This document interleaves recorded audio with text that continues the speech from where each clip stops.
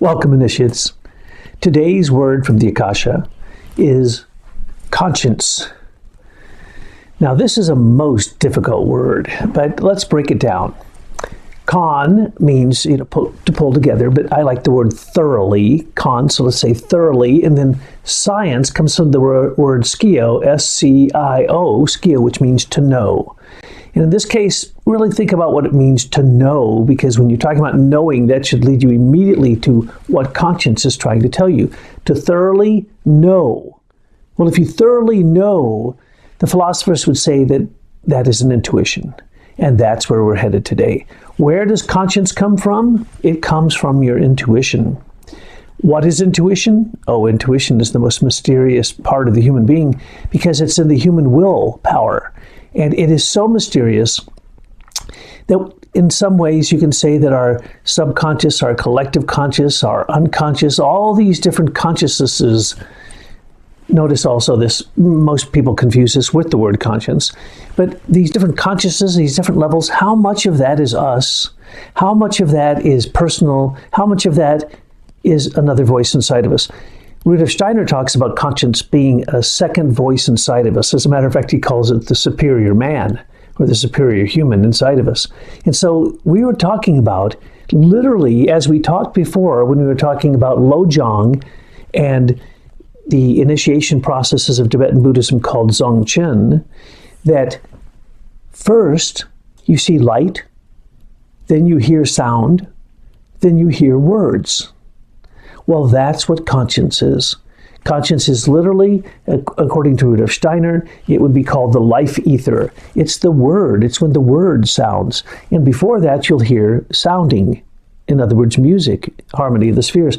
And before that, you'll see light. So you can see that this process that we've been talking about quite a bit when we were discussing initiation in these conversations about the Akashic Chronicles, the Akashic Records, the place where all memory is stored and can still be accessed at this very moment. So when we want to talk about conscience and we go to the Akashic Records, what are we going to find out? Oh, it's quite amazing. Conscience has developed.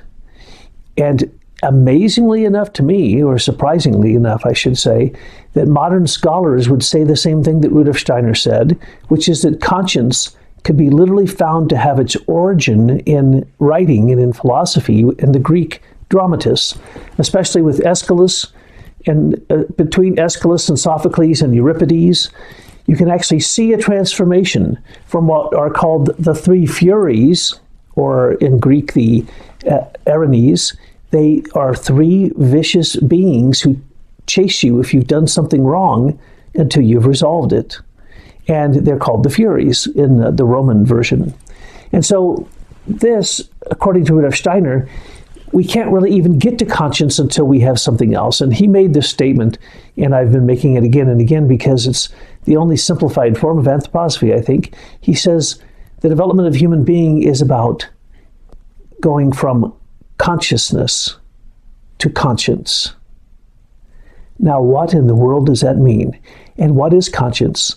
And so, go ahead, try to study it. And what you're going to find is that there's very little that anyone has to say about it. Why? Because it's so profound that no one can quite explain it. Well, Rudolf Steiner explains it, but you have to go through all of his work and combine it and take a look at many things that you might not think have anything to do with conscience, and then you will start to get a picture. But we can see that in the story of Orestes, written by Aeschylus, after he commits a crime, he's chased by the Furies. But then in Sophocles, the Furies are no longer mentioned when someone commits a crime. And by the time it comes to Euripides, they're talking about something inside of the human being that's a voice that just speaks to them. And then when you come to Socrates, of course, you have what we put in the article that will accompany this Akasha talk, and that is an article on conscience. You'll find a lot of reference to Socrates and his relationship to his daemon. Now, that isn't demon, that's daemon. It's kind of like deva, it's kind of like genie. It's kind of like what we would call, or Rudolf Steiner would explain, as your double. And by the way, when you start to investigate your double, you'll find there's three parts, just like there's three Furies. And the double will tell you what you've done wrong. And just as Socrates said, his daemon would tell him if he made a mistake, if he went the wrong way, if he took the wrong path. But it will not necessarily tell him which is the right path if he's just reflecting on it, thinking about it. So why is it that conscience only comes to existence when you take an action or you're thinking about taking an action? And then all of a sudden, this entire world comes up that it's another voice and it speaks to you and it tells you if you're going to do something wrong. And it says, and I'm basically going to bother your heart. I'm going to bother your conscience. I'm going to bother your moral feeling of inadequacy until you rectify it. Now, in a way, it's almost a joke to me because in the past, they were concerned about conscience. Let's talk about the present. People have wiped their conscience out. They don't listen to it at all. And if their conscience spoke to them, for some people who are literally working out of non-virtuous sources, evil sources, sources of negativity that won't help them in their growth at all, it'll just set them back, they want to wipe out conscience. They want to make sure that that was called the still small voice or the voice of God no longer sounds. They can't hear it. Why? Because then they can do whatever they want. Because one of the subtle things about conscience is that as you are acting, something, as Rudolf Steiner uses the word, or at least translated, it prickles your heart. It bothers the outside surface of your heart, and you can't let it in your heart until you've analyzed it, right? Or until you've not really analyzed it, but you've responded to it. And this response, as is pointed out by Emerson and many others, the response of the conscience in us, it doesn't matter if you're young or old, it doesn't matter if you try to develop morality or not, conscience speaks, and it is almost infallible. It speaks as if it is divine, and that it's separate from us, but that it is in fact giving us guidance. And in a way, that is what the philosophers who try to handle addressing conscience, and by the way, I've been searching philosophy for a long, long time, and very few will address what conscience is. Rudolf Steiner is the only person who actually is going to give us a picture, literally two pictures of the heart and of the cerebellum in relationship to conscience. And if you put those two together, which no one has, but we have today, we're going to show you how simple this is and how profound it is. But until you realize how it fits into the correspondences of spiritual science and the whole cosmology in your own ninefold constitution, then it's very difficult to understand, because it's in, as we would call it, somewhat the unconscious or the subconscious parts of mankind inside of themselves. And where does that come from? Now, let's take a look at first any topic that you wish to address. You should ask if Aquinas has said anything about it. Ask if Aristotle said anything about it, and then if Aquinas said anything about it, and then you'll get the view of what logic and theology can tell you. Because when it comes to conscience, it's only 1 minute into the first discussion of it, and it comes up as something divine, something related to faith, something related to the Spirit, and many materialistic philosophers of our times and egotistic people, selfish people, they don't want to talk about conscience. They don't want to listen to their conscience. And they don't care where it came from. As a matter of fact, if they knew where it came from, then they would probably dislike it even more and turn their evil ways against it, because it literally comes from the first rank of the hierarchy. And this is a shock to almost all anthroposophists that I speak with about this.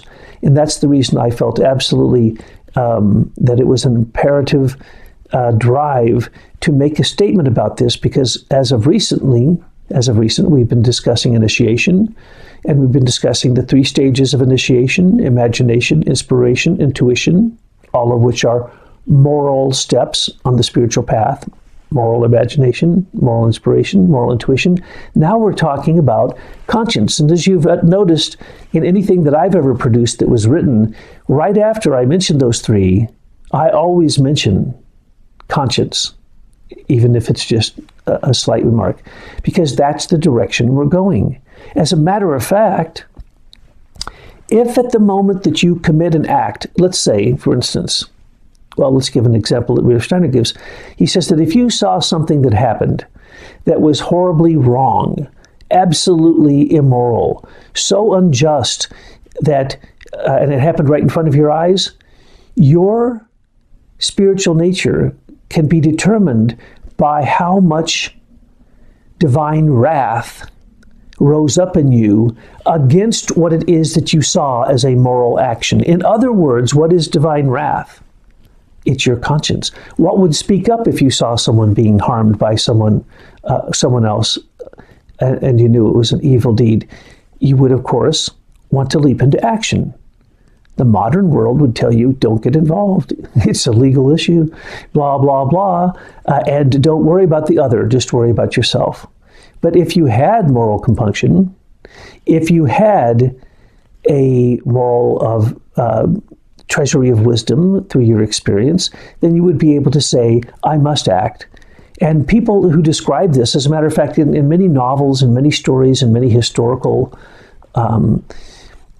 explanations of why things happened in history, it all comes down to one thing. One person deciding that their conscience will not bend and that they will stick to what their conscience tells them to do. And that's the reason we have so many different religions. It's the reason we have so many different philosophies, because people are trying to stay true to this voice that they hear in themselves, but they don't know where it comes from. So which are you going to follow? And do you believe, as Thomas Aquinas believed, that there was a part of conscience that was infallible? Well, we know in most cases, because it sounds inside of us, whether we like it or not, that when conscience speaks, it seems to be the right and the good and the just and the compassionate thing to do. And it seems moral, the moral thing to do. Well, if that's the case, then one could say, then a person's conscience is only going to sound as loud as they have built up their morality inside of themselves. In other words, love for the other, compassion for the world. And so they would say it depends on your culture. Sigmund Freud would say that's the superego, the id being the animalistic side, the ego being the side that can be rational and logical, but the superego is the side that says, and I looked this up, but the only thing that anyone can decide is that when you do this, or you do this, or you do this, they're talking about friction, fire, and they're saying what you're doing is creating fire. Okay? Now, if it's shame, shame on you, which is what was told to me when I was young, not that I ever did anything wrong and deserve to be shamed, but today's world, people don't want to face shame because they don't want to change. Steiner and others pointed out that until you have shame, you haven't realized that you did anything wrong. And that's the reason the age of knowing, the age of responsibility in the Catholic Church is the age of 12. You can't sin before then because you don't know the difference. So what does the conscience need to develop? And is it just the laws, the mores, the culture that you're raised in that develops this moral voice inside of you? Well, then why is it that Socrates said he took his daemon and learned to work with it until he could have a communication with it, a dialogue with it? And after a while, it became his teacher. Well, Rudolf Steiner says that in the selections I've given you from Rudolf Steiner, he says that basically the conscience is your spirit self. It would be the redeemed part of your astral body that goes up into the spiritual world. And that is an amazing thing. That's the first stage of initiation.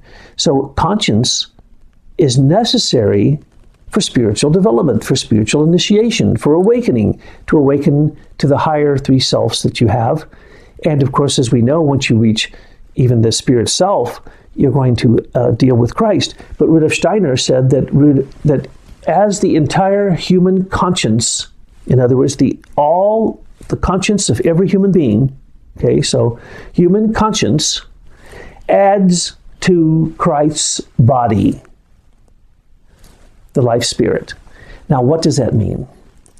That means that every good deed that you do is a moral deed that goes into the future. Well, every good deed would probably have love in it, and love is eternal, and it goes to build the next world that we're going to live in. And in this world, there's a ton of wisdom everywhere, whether it's in nature, in your body, in yourself as you're developing it. And so what we need to remember is that every single time that that voice is sounding, it's basically Christ calling you to himself in the life spirit. Now, if you don't believe in Christ, call it your higher self, call it the solar logos, call it whatever you want. Sometimes Steiner's even said, call it Krishna, call that being Krishna. So there's many names for this being. And then, but what he really says is something that is so shocking to most people, but once they think about it, and when it's explained with these images, they say, oh, of course, that's very simple to believe and understand. What happened in the tree, with the tree of good, the tree of knowledge of good and evil in the garden? What happened was they ate it and they woke up and they knew the difference between right and wrong. In other words, they became co-creators instead of just being a created being, a creature. They became a co-creator. And at that moment, what happened? This had to do everything with the uprightness of the human being. That's what the tree represents. And the snake going around it, of course, is the spinal cord, or even what today we may mention as the vagus nerve. And it goes up, and then what happens up there, that's where the fruit happens. Well, that's what happens up in the pineal gland. It's the fruit of all your work in your heart that goes to the pineal gland. So Rudolf Steiner said that if you want to look at the best representation in the human body, the tree of knowledge of good and evil, you would look at the cerebellum. Well, why would that be? Because in the past, all of the animals perfected everything to do with what became the human being's ability to stand upright, to walk, to speak, not quite to think, but certainly to make sure that all the organs were prepared for that. And there's one nerve called the vagus nerve that actually combines all of those things, every one of them. And so we can talk about that as it coming out of the heart and going up into the cerebellum, because it comes out, the vagus nerve, at the base of the cerebellum. And if you cut the cerebellum in a cross section, it looks like a tree with 12 branches. And Steiner said it was the most perfect organ in the human body. Of course, he says the head is the most perfected part of the body, but inside of the head, the cerebellum is perfected because everything that every animal and insect ever learned, everything they ever perfected, was given to the human being, and it is in the cerebellum. In other words, the tree of knowledge of good and evil is the tree that understands your willpower. And what did we say about willpower, human will? It's the most mysterious thing there is, and few people can even address it. They'll address it as instinct or impulse or desire or the id, according to Freud, but they don't understand the nature of the fact that when we stood upright, according to Rudolf Steiner, because we're not horizontal like the animals, but we stood up right vertically, a flame started to go from the heart towards the brain. And that is, in fact, the path that the conscience rides on. And literally, you can go down into the exact way that it works with the vagus nerve. But let's go back to the image of the Garden of Eden when they picked the fruit and they found out what was different, what was good, what was evil. They had discrimination. They developed consciousness, the I am. What happened? They got kicked out. And what was put up there? A flaming sword. And who held it? A cherubim. A cherubim held the flaming sword. And what did the cherubim say? You have to leave because I have to protect you from the tree of life because you might ruin that too. That's, of course, modern parlance. The cherubim did not say that. The cherubim said he was guarding the tree of life. And, of course, we know legends of how one of the children of Adam came back into the Garden of Eden, but that's a story for another day. The point is that the cerebellum today tells us if there's imbalance, tells us what's right, what's left, what's forward, what's backwards, what's up, what's down, what's light, what's dark. All the other 12 cranial nerves actually get coordinated by the vagus nerve. Now, this vagus nerve is quite amazing, and we'll go to that in just a second. But let's look again at the flaming sword of the cherubim. What does Rudolf Steiner say? He says that conscience is created by cherubim's wisdom in the blood. Okay? So the flaming ego consciousness, the I am that is in the blood, that the blood corpuscles as Christ-like beings give over themselves to carry oxygen, which then renews and nourishes the whole body. This whole process is in the blood, and conscience is there also. Well, Rudolf Steiner says the ego, the I am, is found in the blood and is found in the warmth of the blood. So when we're talking about a flaming sword, and we're talking about the warmth of the wisdom of the cherubim in the blood, isn't it a coincidence that again flame comes up? And also I put this up here because it's referred to as celestial fire by many, or flame, the flame of God. So conscience is often seen as this flame. Rudolf Steiner says, yes, it is a flame, and that it appears in the human being in between emotions and willpower. Now that is very, very an amazing indication. So when you see something in the outer world, and it's right or it's coming at you, you have to decide whether you're going to let it into your heart. So the surface of the heart prickles or it doesn't. If it prickles, it casts it back and it refuses to take the perception until perhaps you take an action in relationship to what you're seeing. But if it lets it into the heart is a supersensible organ. And as you can see here, conscience is called a supersensible organ. The heart is sometimes called the judge. Well, so is conscience. Where do we find the throne of God? On your heart, in the heart of hearts. Where do we hear the voice of God? In the heart. Where do we hear the still small voice? In the heart. It's called the voice of the heart. But as this is happening, and let's say you're having an experience with someone that you know, and something traumatic happened, and you're trying to understand what you should do, and your conscience starts to speak to you and says you should do this or that. If you are spiritually developed, and I know you are, you wouldn't be listening to this, initiates, because you're seeking the wisdom that's in the Akasha, the eternal wisdom that's there. At that moment, Rudolf Steiner says there's a presentiment of karma. There's a pre-picture. There's a pre-picturing of the karmic consequences of your deed. And who is it that gives you that? That's really not you. It's a new part of you that's developing, but that's your conscience. That's literally the cherubim, who are also the beings of harmony. So, one might say in modern parlance, if you see something as a perception that is out of resonance, your heart doesn't accept it. It's not going to resonate with it. It's going to reject it because it's disharmonious. It's discordant. Well, doesn't that make perfectly good sense? You've often heard me say that the only thing you need is a pure heart. And your heart is like a bell that sounds.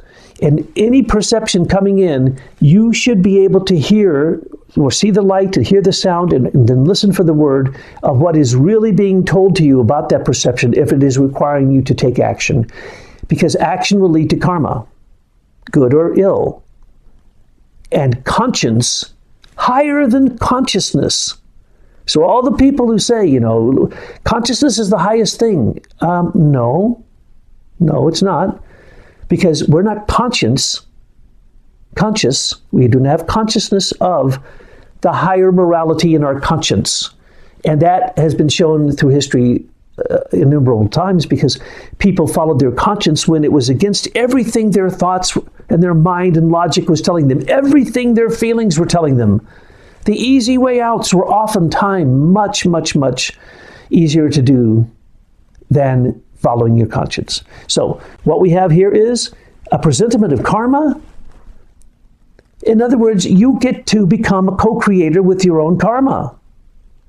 But that happens also every night when you review your day backwards. Rudolf Steiner uses the German word Rückschau, backwards, and you try to live it through the eyes of those that you had interactions with. Well, that would be the same thing. You're trying to develop the sense of presentiment of karma. It's also called, some of these are from Rudolf Steiner, some of these are from other spiritual scientists, but these are great words, and then we'll get into what Aquinas says in relationship to particularly the modern world. And so we see these other names, cosmic spirit speaking. Some people get freaked out, and so they turn off their conscience speaking to them. How many crazy people in the psych ward, what we call crazy people, are actually hearing their own conscience? And when they think that Jesus Christ is speaking to them, could that not be their life spirit speaking to them? Could that not be literally the wisdom of Christ speaking to them? And so when you can't handle this, it's because you're trying to go too fast into the future. In the future, all of this will be completely natural. Your conscience will walk right beside you. And it will be as if Christ is your friend, and the judge, the Lord of Karma, walks right beside you. And as you're thinking about doing something, you will see the outcome. You will know, not see, you will know the outcome. Big difference. Because knowing is intuition. Knowing, matter of fact, Rudolf Steiner points out that true free thinking arises as an intuition of love. So love and intuition, willpower, this upright flame that can actually know the good and then go and hopefully then gain Eden again and gain the tree of life. That's what we're trying to develop. That would be the Christ will, or the Christ in us, or what you would say, the Pauline word, not I, but Christ in me. Now, Rudolf Steiner also says that as we're talking about conscience, we have to remember that it's like talking about your guardian angel. Is it your guardian angel speaking to you? Is it your higher self? Is it your spirit self? He literally says, spirit self, your I am. He says, literally in terms of spiritual science, conscience and spirit self are one and the same. Those are his words. They're one and the same.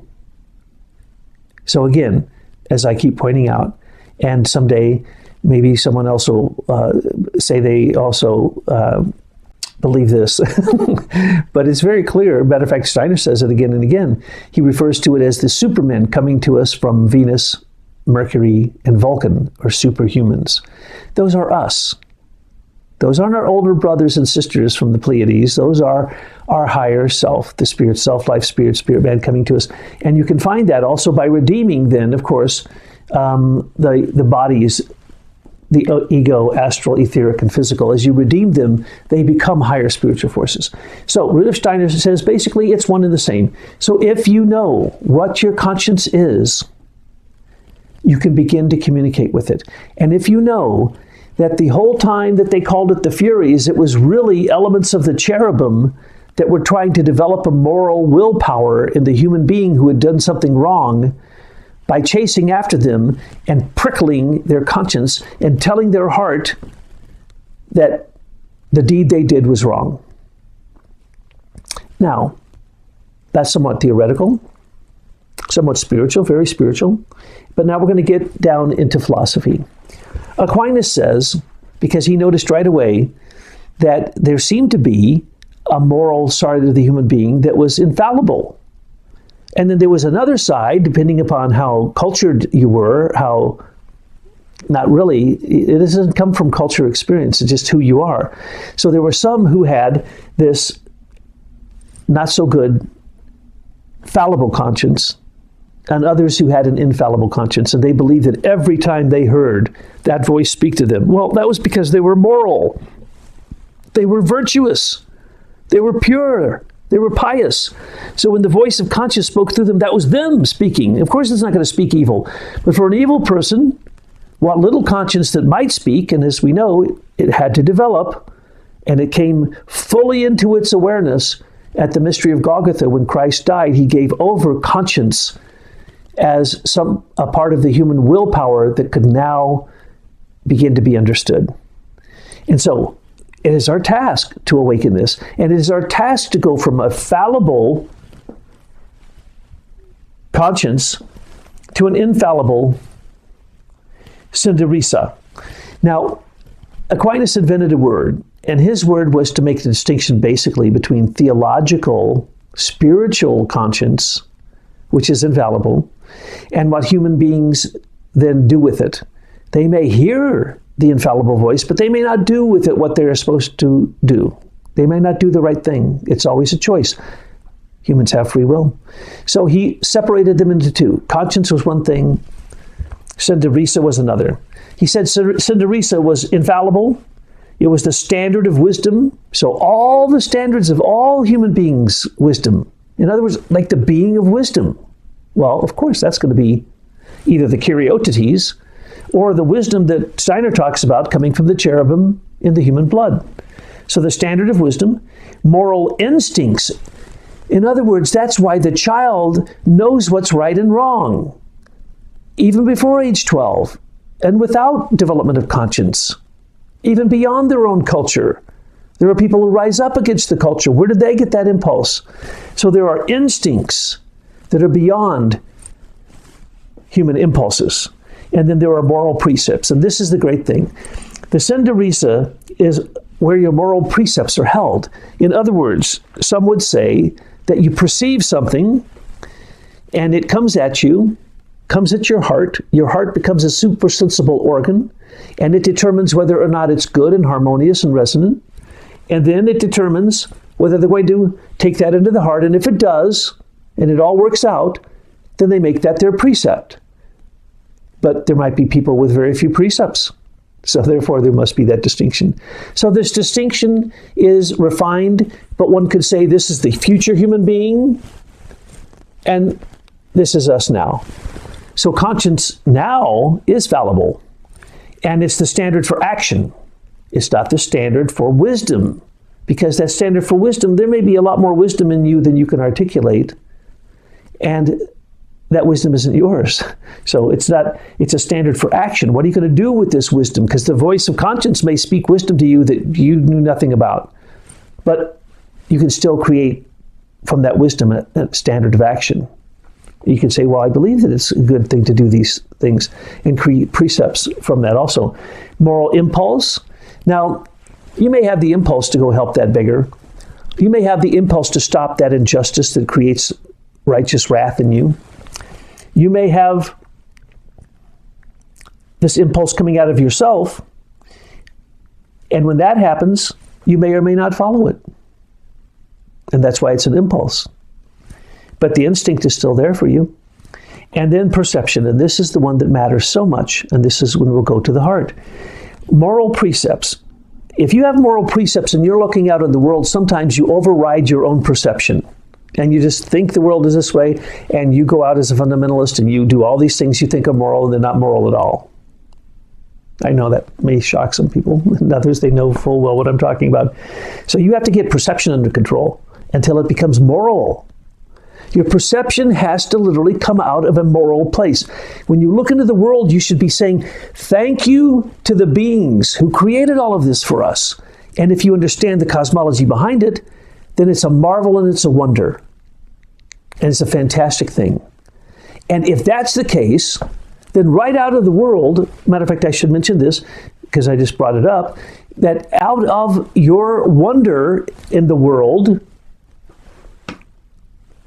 out of your compassion for what you see in the world, conscience will actually develop on your own. Or out of your physical body, from one of these higher forces of conscience coming out of your unconscious will, it can tell you what to do. You can go either way. You can either perceive your conscience as a voice speaking to you, and then figure out what's your I am and what's your ego and what's your, what he calls the superior voice. And then you can, with that, control your astral, etheric, and physical bodies. Steiner said there were 3 unlimited things with the human being. And he noticed, he can let you notice this by saying, go into your dreams. In your dreams, can you ever say that you're looking at your consciousness? Or did you ever in your dreams say, let's think about consciousness. Let me think about my thinking. Or let me think, no, it never happens. Never happens. But your consciousness is unlimited, but it doesn't work in dreams. How about wonder? When you're in dreams, do you have wonder? No, you see amazing things and you never once have wonder. Nothing surprises you. Anything can happen. You can see what you thought were angels. You can see the most magnificent things. It's not going to change. But in the real world, wonder is unlimited. And without that, your astral body can't properly engage. And without consciousness, your ego can't properly engage. And compassion, think in a dream, when you saw something horrible and you felt compassion in the dream, inside of yourself, to then go outside of yourself to help another person. No, it's the opposite in dreams. Everything on the outside is you, and the compassion would be the outside having compassion or not having compassion on you. It's the exact opposite. So, conscience also, can you go into your dreams and hear the voice of God in your dreams to tell you what to do? You can have precognition, and yes, you can, once you learn that the voice coming out of the life ether is in fact a voice that you can contact in your dreams, but that is part of initiation. So he points out that this is the warmth ether, light ether, sound ether, life ether, and that's the reason consciousness sounds like words, compassion sounds like harmony of the spheres when you're bringing everything into harmonious resonance. Wonder is the astral light, the light ether. Well, that's the case with imagination. It's the case even with fantasy. It's the case with all the mental images you have. Really, what are we but mental images that are the shadow of the light of the sun? Think of that. The light in you, your mental images that basically control everything that you do, from perception to action, all comes from the sun. So the light of the sun is bouncing around in you until it arises in these things, which are in fact light, sound, and word. Okay, so Aquinas told us here that there can be two different forms of conscience, what I would call somewhat of a holy conscience, and the other one just the human conscience. And then where does it happen in the human being? Well, let's think for that a second. What happens when you are embarrassed, when you are ashamed, when you instantaneously feel regret? Your body blushes, doesn't it? In other words, something in your heart tells your heart to speed up and send blood out to the periphery of your body, and you blush uncontrollably, right? Except for people who don't blush because they don't have a conscience. Think of that. There are people who couldn't blush if they had to. They probably haven't had dreams either, and they probably don't have a very variable heart rate, which is the sign of a healthy person. And so you can look at the heart and you can say that the heart, as it's perceiving things, has many times a moral response to it that can cause you to go into instantaneous rage, not rage hopefully, but wrath, to feel wrath, not to go into rage, and I want to make that distinction. Divine wrath is that you wish that you had the action, just like lightning bolt, when they say, it's the God's truth, strike me with the lightning bolt if I'm lying. Well, that's what conscience is. It's lightning. It doesn't take a second for conscience to appear on your heart and say, that's right, that's wrong. Okay? Then you have to decide what you're going to do with it. Well, what is it that's going on with the heart that makes it a supersensible organ? Well, if you were to understand that, the easiest way, you'd go to our book on the human heart, which is now found as a PDF copy for free on our sites with our other books, and you can study that because we recently wrote a whole book on it, and it is the most amazing thing. The thing we said about the cerebellum, very little known, very little talked about. I've never heard an anthroposophist address that. Never once. Not once. And here, no one is going to address this either, but I'm going to tell you the secret, so I hope you're ready. Because you must be, because you're initiates, and you wouldn't be listening or you would have fallen asleep by now, right? That's the reason I talk in this voice, so that you'll go to sleep, and then your angel will hear what I'm saying and take it into your dreams. Now, that's a joke, but it's not a joke because that's what the anthroposophists used to always tell us. They'd give an hour and 45-minute lecture. If you went to sleep, they said, oh, all the better, because now your angel will be able to digest it for you. Well, no. Consciousness, first thing you have to have if you're going to be on a path of self-initiation. But if you're on a path of purity, you just listen to conscience. You don't even have to do any work. But if you're wrong, then you go the wrong way. You either go up or down, right? So here we go. What happens here? This is something I've been working on for quite some time, and only recently did I realize the reality, because only recently did they discover what it is that makes the heart beat. Now, the ancients said that there was a little thing about as big as your fingernail on your thumb, and that it was on, as Rudolf Steiner says, the surface of the heart. And yes, the sinoatrial node is right here, and it's on the surface of the heart. And the vagus nerve, which comes up from the body and the intestines and all organs, every organ reports to the vagus nerve. It comes through this point. Well, the right hand, there's two, see I do two? The right hand one comes through here.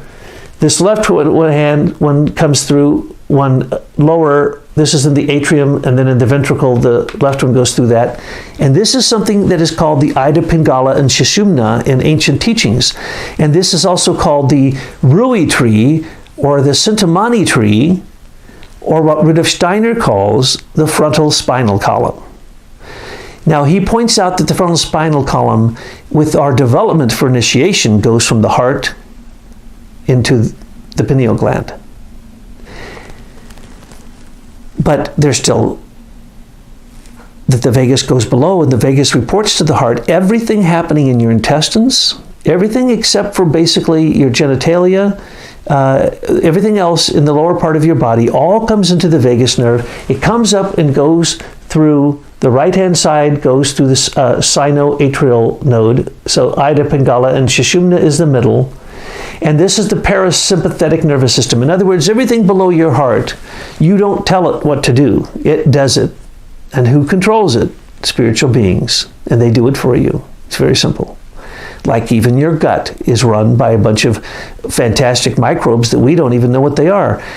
You can't digest things without enzymes, and a human has yet to figure out what an enzyme is. We can work with its effects, but we don't know what it is. An enzyme is eternal if it's in a biological condition. It's eternal. It never dies. And it can do as much as 1 trillion reactions in 1 second without losing any energy. Okay, what are we describing here? We're describing the spirit. So when I'm talking about the mechanisms, I am not talking about the spirit. Totally two different things. The spirit makes the form doesn't make the spirit. And the function makes the form, and then the form creates the ability for us to use that either as a gift from the gods or for us to take over those gifts and start to do it ourselves. On the surface of the heart, if we were to be able to control that, we would actually be able to control what Rudolf Steiner calls, somewhere I thought I wrote it, moral technique, which means the ability to understand what your conscience tells you and to make the right action for everyone concerned, knowing what karma will come out of it will be good. That is what it's really all about. Can you do that? If you can, then you'll alleviate your suffering, you'll alleviate karma, and you'll be able to liberate everyone else around you. So that happens here.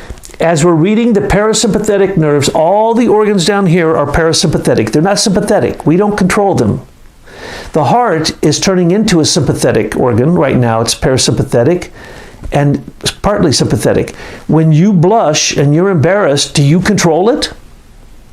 No, but you do, but you don't.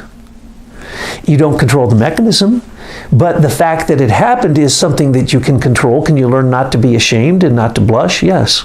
Can you learn to deal with becoming shameless? Really is what it amounts to. As an initiate, you have to become shameless because you can't do anything that would create shame, because then your conscience wouldn't continue to evolve you into your higher self. So above the sinoatrial node, the vagus nerve goes up to just below, and I have it here, just below the cerebellum, which looks like a tree. And on top of the cerebellum is the corpus quadragemini, and on top of that is the pineal gland, and they say it looks like a flame. And when the aqueduct opens, it's usually laying down, it rises up and stands upright like a tree, like a flame, and they literally call it a flame. The singular flame, they call it, because it's the only ductless gland that's singular, right? And so this is sympathetic. So as the sympathetic reactions with the brain, at some point your brain can tell your sinoatrial node, hurry up, let's go. What happens when you start to run? What happens when you start to do exercise? What happens when you start to do something that you know you're going to really engage your willpower? What happens?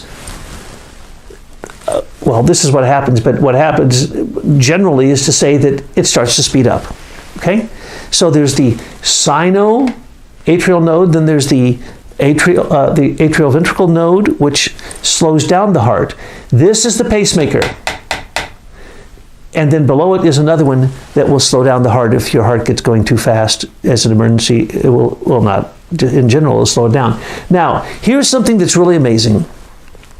How is it that the sino-atrial node knows what speed the heart needs to be at as its pacemaker? That's because across this little tiny thing, this little thumb, they used to call it the flaming thumb in the ancient literature, the flaming thumb, which they say exists between the heart and the lung. It doesn't really.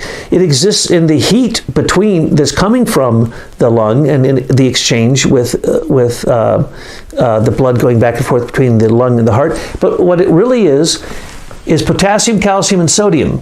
When potassium channels are open, the heart speeds up. When calcium is open, it literally slows down to stop. It'll kill you. And if there's too much calcium. And when the sodium is too high, it slows it down. So when the kidneys, what controls the kidneys? Which here I have the word reins. Rudolf Steiner says kidney and reins, just like the Bible, and you'll see it in all the literature we put in the article. Kidney and reins are together. They work together. They work on the blood. The kidney controls the pressure of the blood. And what is it that it controls in the blood? Specifically, it cleans out minerals, salts, salt deposits, gets rid of the calcium, and it purifies the blood, right? In other words, it creates the pressure. Well, the pressure is also what would help create the flow, the warmth, all the action of the blood. So when you say with Rudolf Steiner, heart, sometimes he says heart and reins. That means heart and kidneys. In the Old Testament, they said your entire conscience, the knowing right and wrong, was all in your kidneys. But here, we know that they're a connected system. So if you can start to control yourself and listen to the voice of conscience, not only will you not blush so much, or feel ashamed, or regret, or that you've done something wrong, or that karma's going to come get you, because why? You have Steiner says this is a beautiful thing. He says, conscience is a presentiment of the horror or the happiness you're going to have when you get to the spiritual world after you die. Conscience can be a horror, or it can create great happiness. It depends on you and whether you wish to be moral or not. Same thing here. If you're immoral, no doubt, I'm sure that this would be true, though no one's done any research on it. Show a picture of something immoral, and I suggest to you that the parasympathetic nervous system will take over and your heart rate will go down. Show something they can do that's good and beautiful, and I suggest that the potassium channels will open and your heart rate will go up. It's as simple as that, folks. You control your heart rate by whether you believe you're being a moral being. And as you know, if you read our books on the heart, variable heart rate determines whether or not you're going to live a long and healthy life and what you'll die from. So this is all where it happens. If people want to think that it happens up there in the brain, well, I will admit that the cerebellum is a perfect part of the human being. And it's in a form that even looks similar to what it might in the future, which is all things will turn into spheres in the future, and the cerebellum looks somewhat like a sphere. And what is the heart? It looks like a sphere, and in the future it will change. And we've discussed what forms it will change into. But to say that this little teensy tiny thing right here, this, much less, actually it's much smaller than that, controls by sensing the balance between potassium and sodium, the entire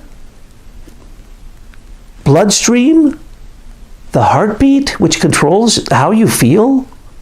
If your heart speeds up, you have no choice but to react accordingly. If your heartbeat slows down, or you have arrhythmia, or you have these problems with your heart, or any adjustment in the heart, it affects your consciousness.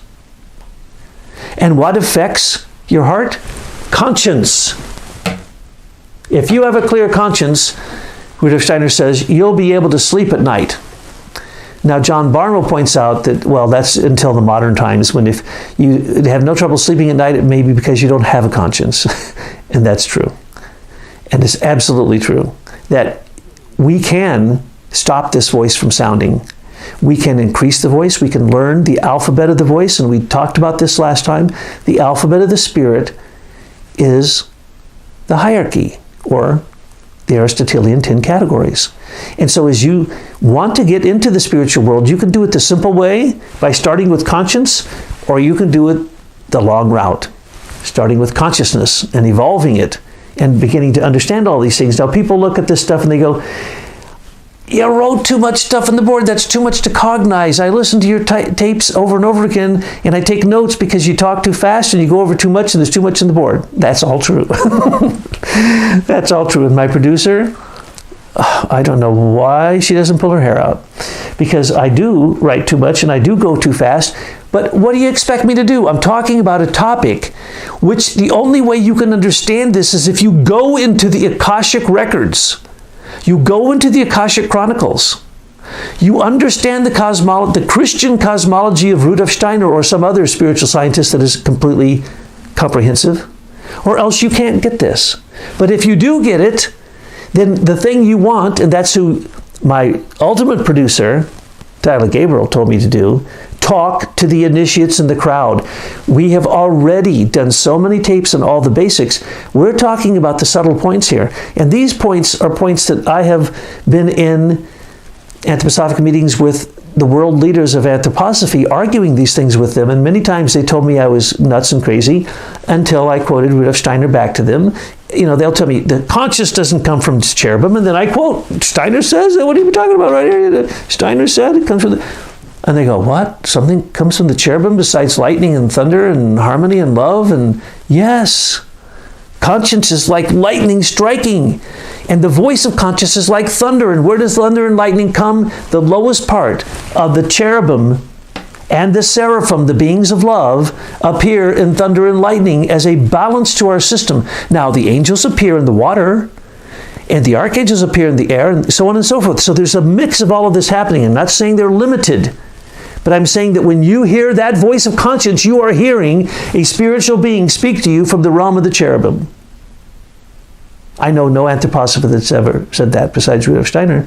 And yet, that's what you need to know if you're going to understand that the entire mission of the human being, according to Rudolf Steiner, is to go from consciousness to conscience. And that's why this lesson is so profound, and you may have to listen to it a few times and take some notes and draw some pictures, do some mind mapping, whatever you do. That's why I draw a few pictures so you have an image and color, so that's the way the brain works, so that you can get a little bit. And I give you the scientific facts in case you say, that's a bunch of spiritual hoo-ha. That's just airy-fairy, and it's out in the ethers. Well, as you know, when you say ethers, I get scientific. I don't say ethers because I'm referring to something I can't explain, or I say, oh, that's so ethereal. No, we're going to talk about the exact ethers that manifest these things. The warmth ether is in your I am. It's in your blood. The light ether, it's in your astral body. It's called the astral light. And that's what you start with. Those are the lights that you see when you start your process of imagination, moral imagination, through initiation. With the sound ether, it penetrates into the etheric body. And Rudolf Steiner said that it is true, and it's nice that he corrects Aquinas. I love it when Steiner corrects Aquinas and Aristotle. And all of you who know what I'm talking about can have a laugh about that. But I love it when he corrects Aquinas and says something more than Aquinas has said. Well, it shows that evolution happens even for highly developed beings. So when we're talking about the habit of conscience, over time, through your actions and your astral body, will imprint on the etheric body. And pretty soon, if you do that enough, you yourself, your etheric body will speak to you a kind of conscience that says, what is the compassionate, loving thing to do? And it goes right into your etheric body, and that is what is carried from life to life, folks. Your conscience leads you to the actions that are carried from life to life that are imprinted in your etheric body, which is also where your memories are imprinted. But if we would understand the true nature of the physical body, we'd understand the life ether. Now, mind you, when I say the tree of knowledge of good and evil, or the tree of life, they have fallen to the earth in sound ether and life ether, but those aren't the real sound ether and life ether. They're still above our atmosphere, coming from the sun. And those bring so much life that when we are able to finally experience the sun directly, it will give us all the nourishment that we need, both physically, emotionally, in our souls and in our spirit. And so when Rudolf Steiner says that the activity of conscience that imprints through repeated activity from the astral body into the etheric body actually becomes more than likely your spirit self. And it certainly adds to the body of Christ, because conscience is the moral fabric of love that is building the next world that we're going to live in. And it is directly a world that the being of Christ will be seen by everyone in it. So whether it's you have to start at the heart if you want conscience. You don't start in the head. If you do, just remember it's like this, and you have to remember that it's a choice you make. Okay? You can go one way or the other when conscience speaks, but it goes to the heart. And if you decide to listen to the voice of conscience, let us call it the holy voice of conscience, then you will know the right actions to take, and it will give you a better night's sleep. But then again, everything has a relative and an absolute answer. So when you say that, we debated long and hard. Rudolf Steiner also says that the initiate does not sleep at night for knowing of the suffering of the world. So, okay, if you have a good, clear conscience, you sleep clearly at night. If you don't, you wake up, you're bothered, so on and so forth. It's all relative or absolute. So when we're talking about these things, what I'm trying to do is show in the human body where the absolute enters into the relative, and where we can start. And we can start to claim these higher parts of ourselves that are there for us in the future, out of space and time. And they're there for us, and they're coming at us. They're coming towards us. As a matter of fact, Steiner says conscience comes, so willpower also comes streaming towards us, just like love does. Love is willpower, comes streaming towards us. And if we accept this, and we have compassion in our etheric body, then we're able to accept all that conscience has to give. And conscience is a voice that has many things to say, because there's always a moral perspective on everything. So, a few other things that are phrases, and this is just the tip of the iceberg. I recommend that you spend the rest of your life studying conscience, okay? Very simple. And next incarnation, we can continue this conversation, and still we'll be learning things. So, it says, many people call it inward divinity. So we're divine if we just listen to this voice. God on earth. That's what Navala says. He says that we are God on earth. We are the conscience acting through the human being is the willpower of God on earth. That's an amazing thing. Now, someday we won't have to be told what to do with the voice of conscience. We will know what to do because we will have this presentiment of karma. It's also called divine light. I put that in there because, here it can appear as light or sound or the word. It doesn't just appear necessarily as a voice. And oftentimes it appears as a burning bush, a rushing wind, the sound of water, a loud waterfall, ball lightning. I love that when St. Jerome and many others had ball lightning come right into their room. I think it was Jerome who had his sister consumed by ball lightning, and then it left the room. I mean, so when we're talking about willpower, there is no end to how powerful life ether can actually be. It can give life, it can take life. And then it's called the living sign of the spiritual world, or that there is a spiritual world.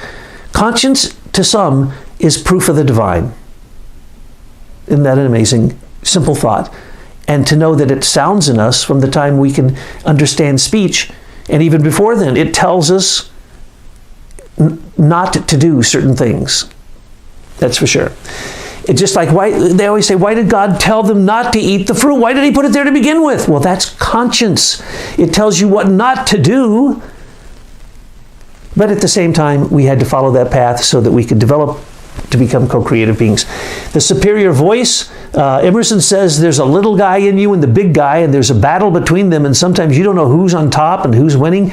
And basically, in the end, hopefully you can decide which is the